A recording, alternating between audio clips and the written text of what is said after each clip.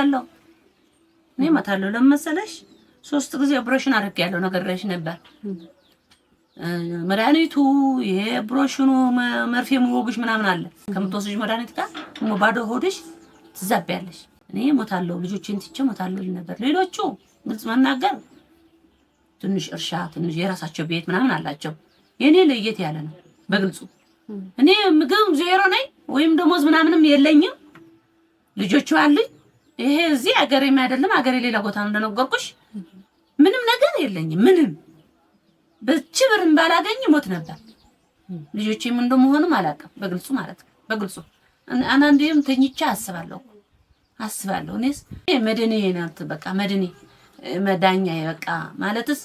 ሩጠሽ ልጅ ልሞታው ምናም ሩጦ ምጠለልበት አለ አይደለ አምላይ አሳልፍኩት ራሴ ነው ማቀው ቤት ተከራይቼው ነበር ውሃ ይፈሳል ቤቴ ፊቴ ድምስስ ብሎ አሁን ቆሰውኛለሁ ሰው ነው ያለው አሁን እኔ ደግሞ ይሄ ድርጅት እሺ ወደ ኋላ አሁን የለም ወደፊት እንጂ እኔ አልሞትም ካሁን በኋላ ደናዬ በጣም ነው ማመሰግነው ታንኪዩ ከዛ ጨለማ ወጥቻለሁ